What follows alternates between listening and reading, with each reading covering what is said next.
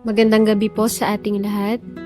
Para po sa ating pong midweek encounter with God, sa araw na ito, ang ating pong pagbubulay-bulayan ay mula sa Lucas chapter 10 verses 38 to 42.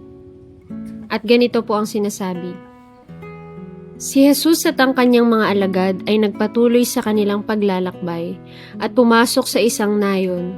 Malugod silang tinanggap sa tahanan ni Martha. May kapatid siyang si Maria na naupo sa may paanan ng Panginoon upang makinig sa kanyang itinuturo. Si Martha naman ay abalang-abala sa paghahanda kaya't lumapit siya kay Jesus at nagsabi, Panginoon, baliwala po ba sa inyo na pinababayaan ako ng kapatid kong maghanda ng nag-iisa? Sabihan nga po ninyo siyang tulungan naman ako. Ngunit sinabi ng Panginoon sa kanya, Martha, Martha, nababalisa ka at abalang-abala sa maraming bagay, ngunit iisa lamang ang kailangan. Pinili ni Maria ang mabuti at ito'y hindi aalisin sa kanya. Gusto ko pong simulan ng ating pagbubulay-bulay sa pangungusap na ito. Good things can distract us from the best thing. Ngayon po na nasa panahon po tayo ng Kapaskuhan, it's Christmas season, it's a busy time para sa ating lahat. Naghahanda tayo para sa maraming bagay, para sa mga handaan, pag-aayos ng ating mga tahanan para makisabay sa paghahanda para sa darating na Kapaskuhan. Naghahanda tayo para sa pagsasama-sama ng pamilya sa darating na Noche Buena. At marami din tayong nararanasan na magagandang bagay ngayong panahon ng Kapaskuhan, katulad na lamang po ng mga bonus, mga regalo, pamasko. Meron tayong mga mahal sa buhay na nasa malayo at umuuwi tuwing panahon ng Kapaskuhan. Pero madalas, ang mga magagandang bagay na ito ang nagdidistract sa atin to choose the best thing. At yun ay ang spending time with the Lord and celebrating Him. Are you distracted, kapatid? Let us learn from the story of Martha and Mary mula sa Lucas chapter 10 verses 38 to 42. Isang kwento sa Biblia na pamilyar sa ating lahat, madalas nating naririnig. Ngunit ngayong panahon ng Advent ay isang magandang paalala para sa ating lahat. Sabi ni Martha sa verse 40, Panginoon, baliwala po ba sa inyo na pinababayaan ako ng kapatid kong maghanda ng nag-iisa? Sabihan nga po ninyo siyang tulungan naman ako. At sa verse 41, ang sabi ng ating Panginoon, Martha, nababalisa ka at abalang-abala sa maraming bagay, ngunit iisa lamang ang kailangan. Pinili ni Maria ang mabuti at ito'y hindi aalisin sa kanya. Tinuturo sa atin na sa panahong ito, piliin natin ang bagay na mahalaga. Serving is good. Our ministry is good. But our devotion to Jesus is the best. Sabi po sa isang nabasa ko, the best thing is always to sit at His feet and then serve from that place. Sa ating pag-upo sa paanan ng ating Panginoon at pakikinig sa Kanya, doon magmumula yung kagustuhan natin na maglingkod, na gawin yung ating mga ministry. Hindi po masama na maging busy tayo, na maghanda para sa maraming bagay ngayong darating na Kapaskuhan. Ngunit ipinapaalala lamang po sa atin, huwag po nating kakalimutan yung pinakamahalaga.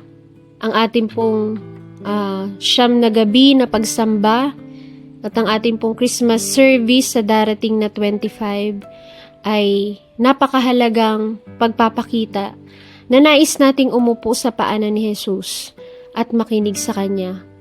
Ang Advent po, ito ay panahon ng preparation, ng anticipation and hope for the coming of Christ.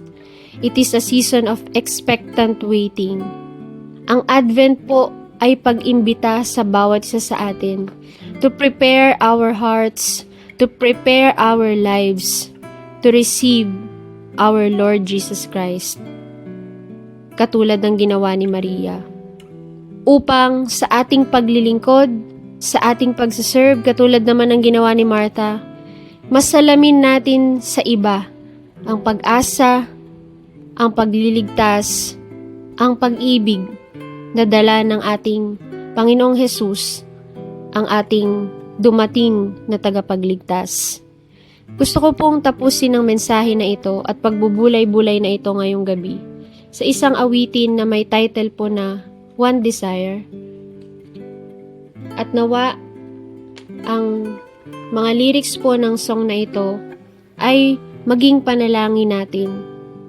Maging panalangin na naisin nating palagi sa presensya ng ating Panginoon.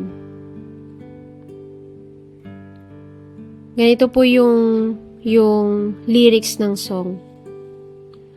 You gave it all for me, my sole desire, my everything, and all I am is devoted to you. How could I fail to see you are the love that rescued me, and all I am is devoted to you. And oh, how could I not be moved, Lord, here with you? So have your ways in me. 'Cause Lord, there is just one thing that I will seek. This is my cry, my one desire is to be where you are, Lord, now and forever. It's more than a song, my one desire is to be with you, is to be with you, Jesus. And sabi niya po dun sa bridge, the one thing I ask is to be with you. At nawa po, yun po yung maging panalangin natin sa darating na Kapaskuhan at ngayon pong season of Advent, that we are waiting, we are preparing, we are anticipating for the coming of Jesus Christ in our hearts, in our lives.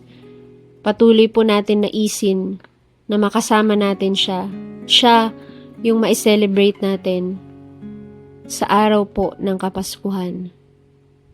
Tayo pong lahat ay manalangin. Panginoon, maraming salamat po sapagkat binigyan mo kami ng pagkakataon muli na makapagbulay-bulay ng iyong mga salita.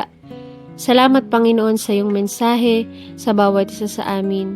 Tunay nga, Panginoon, na maraming magagandang bagay na pinagkakaloob ka sa amin sa season na ito, Lord. And we thank you for that, Lord God.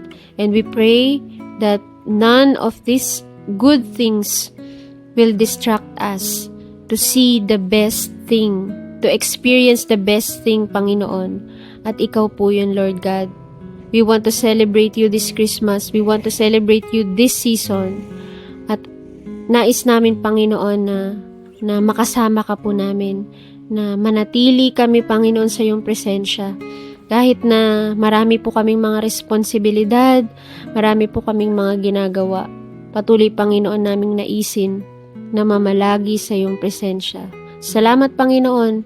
Ito po ang aming panalangin sa pangalan ni Jesus. Amen.